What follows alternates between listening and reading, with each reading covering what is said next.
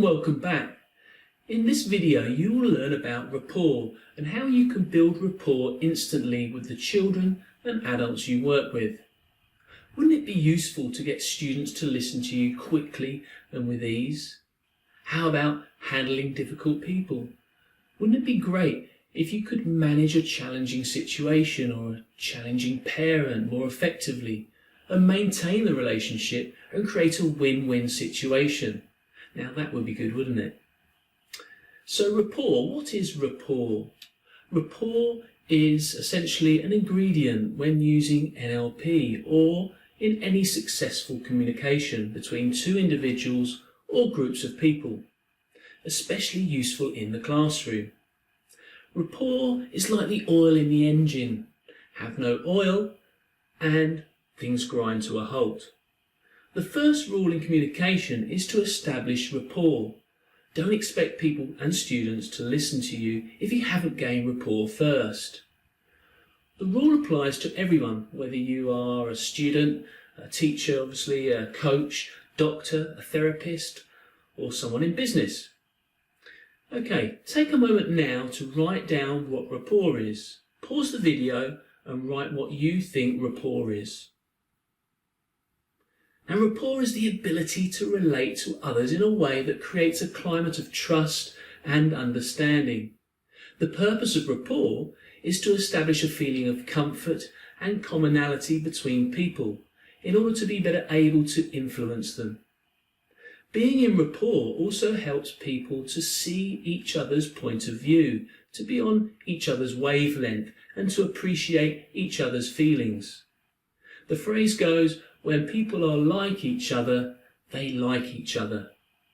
Let's talk about how these NLP techniques were first developed. Now, while studying and modelling highly effective therapists and excellent communicators, Richard Bandler and John Grinder noticed these people's amazing ability to build rapport with groups. From these studies, they model a series of strategies and techniques to build rapport and develop what they called sensory acuity skills.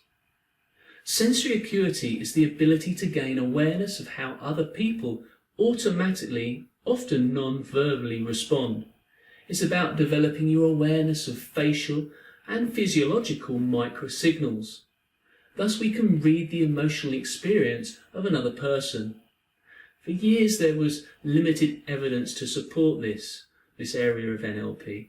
However, through neuroimaging, scientists have discovered mirror neurons. Mirror neurons is a system that enables us to understand the actions of others, their intentions, emotions, and the social meaning of their behaviours. 20 years before the discovery of mirror neurons, Bandler and Grinder were working with a hypnotherapist called Milton Erickson. Erickson had a long spell bedridden with polio. Now, he had developed an immense sensory skill and acuity. He was a master at building rapport with his clients. When mirroring his clients, he imitated subtly using small gestures and movements that responded to the body movements of his patients. So even though Erickson had polio and had limited physical abilities, he would use different aspects of his behaviour to match his client's physiology. Matching and mirroring allows you to be in tune with someone else. It's a way of listening with your whole body. It actually happens naturally when you're in rapport with someone else. You may have noticed this.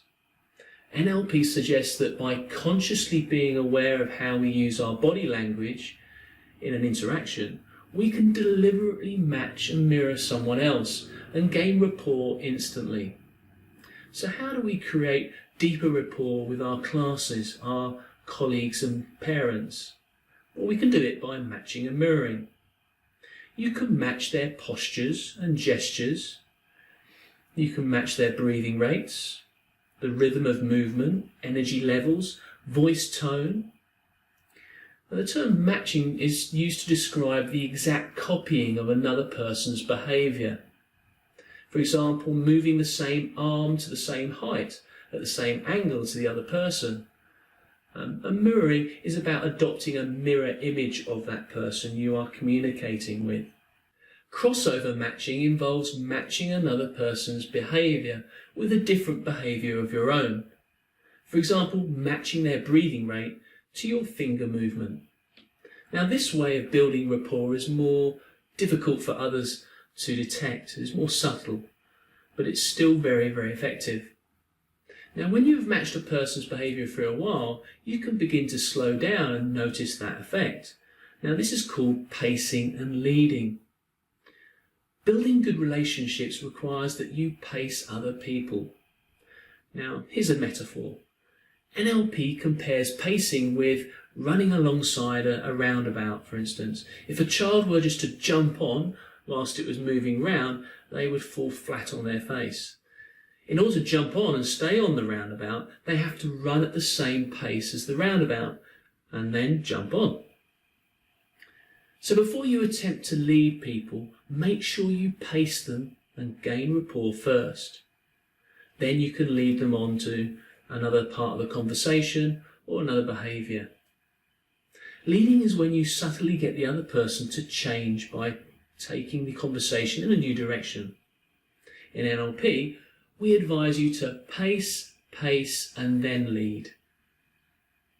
Most teachers use this skill daily. For instance, when a child is upset, we get down to their level, comfort them, and then we pace them forward to a new experience. I've heard of a teacher who had a challenging situation with a child in the corridor. The child was kicking his foot against the wall, and so what the teacher did was match the kicking of the child, and the movement of his hand and the pace that he walked. He matched that, and then when he got to the child, he was able to gain rapport very quickly by getting down to his level, and was able to pace him out of the behaviour he was doing in the corridor and into a more productive behaviour. Here are a few top tips about how you might build rapport in the classroom.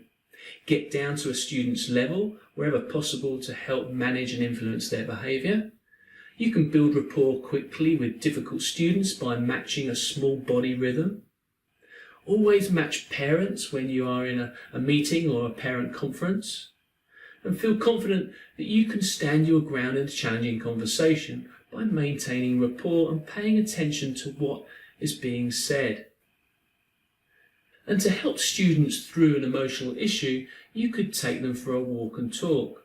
Whilst walking with them, match their walking pace, and once you have rapport, you can make some suggestions and future pace them out of their negative state. The key to leading and influencing is to build rapport first. Pace, and then lead.